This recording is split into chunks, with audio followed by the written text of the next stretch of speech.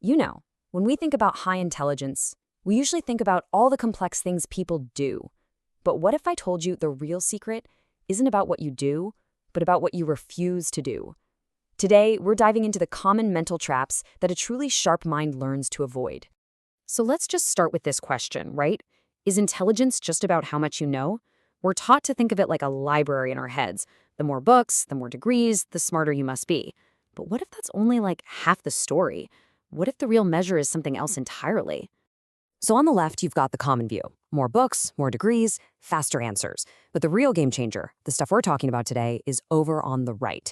True intelligence is actually found in the mental traps you've learned to sidestep, the psychological boundaries you fiercely protect, and the energy drains you've just cut out of your life. Okay, let's break down the very first discipline that really sets a sharp mind apart from everyone else. A truly sharp mind is basically a natural pattern hunter. So instead of just hearing a claim and nodding along, especially if it's something you already agree with, you're the person who's always asking, wait, why? You're not trying to win a fight, you're just trying to get it. You know that blindly accepting things is just a form of mental laziness, so you're always looking for the proof. And you know, this habit of questioning everything, it leads perfectly into our second discipline. You know, a lot of people see life as a pretty simple, straight line of cause and effect. This happened, so that happened. End of story. But not you.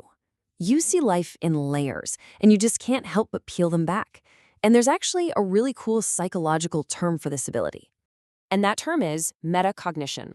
I want you to think of it as the engine of your intelligence. It's the reason you don't just react to things. You step back and you analyze your own reaction.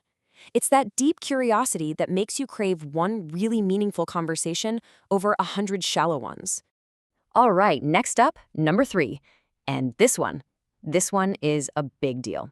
It's all about taking radical, absolute ownership of your life. Look, it is so easy to fall into what some people call victim energy. You know, blaming the system, your boss, just plain bad luck. But highly intelligent people fight against this impulse. They practice radical self-reflection because they understand a fundamental truth. You can't fix a problem if you refuse to see your own role in creating it. And this right here shows the huge difference between an external and an internal locus of control. On the left, it's all about blame and feeling powerless. But on the right, that's where the power is. Saying "that's on me" isn't about beating yourself up. It's about reclaiming your power. It means you believe you have what it takes to change the outcome next time. Okay, this next one is a massive separator. This is what separates average thinking from truly high-level thinking. Being extremely certain about everything, that's actually a low-level cognitive habit. When you treat your opinions like they're a part of your identity, it becomes really painful to change your mind, which means you just stop learning. Real intelligence demands a totally different approach. And that approach is called intellectual humility. It's this incredible ability to step back, to check your own biases, and to let your beliefs evolve. And here's the bottom line. If your beliefs can't evolve, then you can't either. And trust me, that's a superpower, not a weakness. So for discipline number 5, we're going to shift our focus a little bit.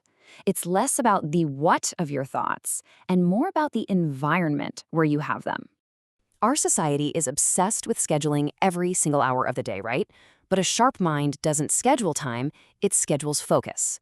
You get that your brain has these peaks and valleys, so you protect those peak mental hours for the deep, important work, and you allow for some creative chaos in the other times. That's not being lazy, that's strategic energy management. Okay, number 6 is a really crucial psychological boundary that I promise you will save you so much mental energy.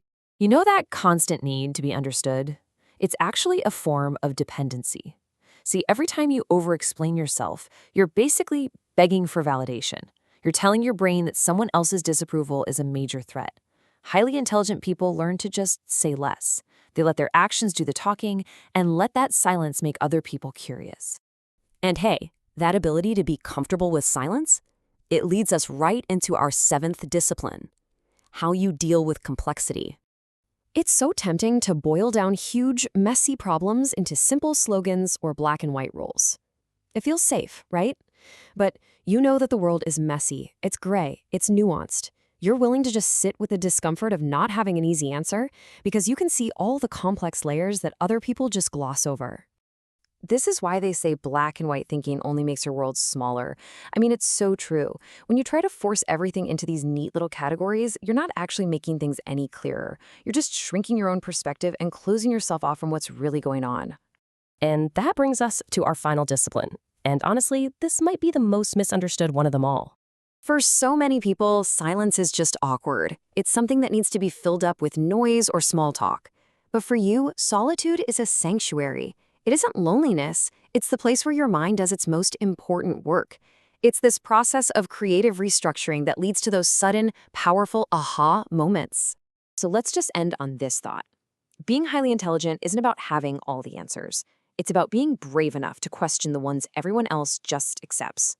All those habits you have, the deep thinking, the constant questioning, even the need to withdraw sometimes, those aren't flaws. They are powerful signs of your depth. So, I'll leave you with this question to think about.